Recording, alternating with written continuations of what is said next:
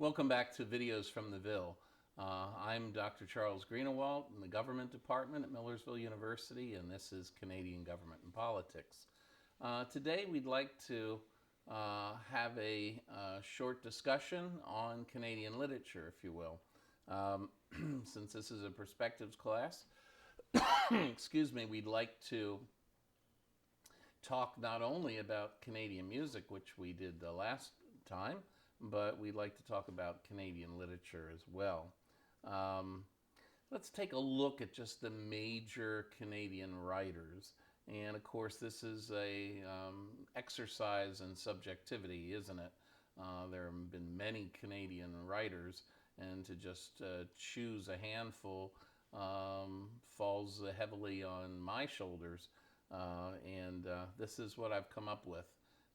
If you don't agree with my selections, let me know, and I'll share it with the remainder of the class through our listserv emails. I'm always happy to share information with all of you. But who's in the pantheon of great Canadian writers that I've put together? Well, first I would think you'd have to point to Thomas Halliburton, and you can follow along with this on your PowerPoints. You can have your PowerPoints on your laptop by your side, or by running them off and have the sheets by your side. But Thomas Halliburton, I have his picture there in the upper right-hand side of the first PowerPoint that we have on this subject. He was born in December of 1796, and he died in August of 1865. He was born in Windsor, Nova Scotia, and he moved to Annapolis Royal. He actually ends up dying in Great Britain at the end of his life, and is buried in Great Britain. He was a lawyer by trade, a businessman, and eventually became a judge. But he was best known to the public as a writer, as a fiction writer.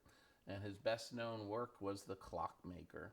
The Clockmaker was a very popular series of books.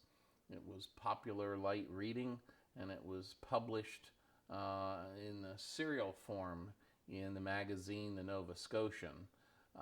And The Clockmaker focused on the figure of Sam Slick. Sam Slick was the fast-talking, rather morally challenged clock salesman. He was an American clock salesman going through the Maritimes, selling his clocks wherever possible. His name was Sam Slick. And Sam Slick is remembered to this day. There is a Sam Slick Society in the Nova Scotia, and there's a Sam Slick weekend that's celebrated in the Maritimes every year. Well, you find that after Thomas Halliburton, maybe the next major figure that bears mentioning would be Lucy Maud Montgomery. Lucy Maud Montgomery was born in November of 1875. She dies in April of 1942.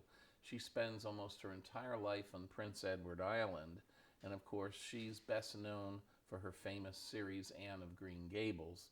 If any of you have been to Prince Edward Island, you've probably gone to her home. I was there 2 years ago off a cruise. I took a side trip and finally visited Green Gables. This is a wildly popular spot with the Japanese, of all things. The Japanese love the TV and movie versions of Anne of Green Gables, and they come by the hundreds, and in the past by the thousands. And it's a very popular spot, particularly for the Japanese, to marry. But I don't know how many of you had parents who read to you Anne of Green Gables when you were growing up, or if you read it yourself, or if you saw some of the TV or movie adaptations. But we find that Anne of Green Gables was originally published in 1908. It centers around the orphan Annie Shirley. She was adopted by a brother and a sister who lived on Prince Edward Island, and the the books are about the life of the orphan with the brother and the sister. And this develops into a series of books with numerous sequels. And Mark Twain was so enchanted by Annie that he called her, quote, the dearest and most lovable child in fiction since the immortal Alice, unquote. That's high praise from a great writer, in this case, Mark Twain. Then we can go to further afield in Nova Scotia. We can go to Wolfville. We can go south to Wolfville, and we encounter the figure of Ernest Buckler. He was born in 1908, and he died in March of 1984. He was a novelist and a short story writer, but actually he had studied philosophy at the University of Toronto, and his work professionally was as an actuary. He lived in rural Nova Scotia for almost his whole life, and he's best known for his 1952 novel, The Mountain and the Valley. This is rich romantic prose. This is an astounding book. There are some individuals who believe The Mountain and the Valley is the best novel that was ever written in any language by any person.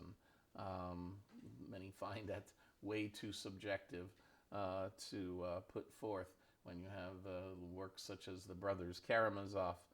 But I remember a individual by the name of Lefevre. He was broadcasted on PBS, and he broadcasted Baroque and classical music from Charlottetown once a week that would be broadcast, and he once set forth his opinion that The Mountain and the Valley was the greatest novel ever written. His writing resembles F. Scott Fitzgerald's writing. It's very dense, it's very rich, and when you pick it up and you open any of his books to any page, it's remarkable reading, very, very descriptive, and you can get lost in the descriptions. They're so lifelike. Well, then we go from Ernest Buckler to Margaret Atwood, a more contemporary figure. Margaret Atwood, of course, is born in 1939. She's still with us. She grew up in northern Ontario and Quebec, and then in Toronto. She studied at Victoria College, the University of Toronto, and at Radcliffe College. She has authored many, many, many, numerous short stories, poems, novels, literary criticism, and essays. Some of her best work includes books that some of you may have read somewhere along the line: The Edible Woman, The Handmaid's Tale, The Robber Bride, Alias Grace, The Blind Assassin, The Year of the Flood, which was published in 2009, are all examples of her work. She has become a notable member of the Canadian Green Party. She's very environmentally conscious and aware. In the 2008 general election, she attended a rally in support of the Bloc Québécois. She is a firm believer in the need for a national arts policy, and she has attained, of course, great levels of success, and many of her works, of course, have been made into movies. Lastly, we should look at another great author, and one that sometimes is overlooked in America, and her name, of course, is Alice Munro. Alice Munro is a Canadian writer. She writes in English, and you find that Munro's work is revolutionary. She's revolutionized the architecture of short stories, particularly in their tendencies to move forward and backward in time. Her stories are very good in exploring human complexities in an uncomplicated prose style, and you get to see many pictures of her on your PowerPoint, pictures from her as a young lady and her as an older woman today. She has accomplished great things for Canadian literature. She won the Nobel Prize for Literature in 2013. She won the Governor General's Award for Fiction in 1968, 78, and 1986. But you find winning the Nobel Prize for Literature is highly unlikely. She had everything going against her. She was a woman, she was Canadian, and she focused on short stories. Any one of those would be a deadly strike against you and would not enable you to win the Nobel Prize for Literature. Somehow her work was so magnificent that she was able to overcome all those and secure this notable distinction. So if you haven't read Alice Munro, particularly her work, The View from Castle Rock, of course, is a great story of life in Newfoundland. She's notable for saying, the only thing that I've ever had to fill my life has been writing. So writing is important to her as breathing and eating and drinking. And she's done a magnificent job of it. So this is a quick overview of some of the greatest Canadian authors. Just wanted to expose you to them. This is not a class on Canadian literature or Canadian music, but I did want to expose you to some of the best examples of this art form in both areas. So if you have any questions, don't hesitate to get a hold of me by email or phone, okay? See you soon.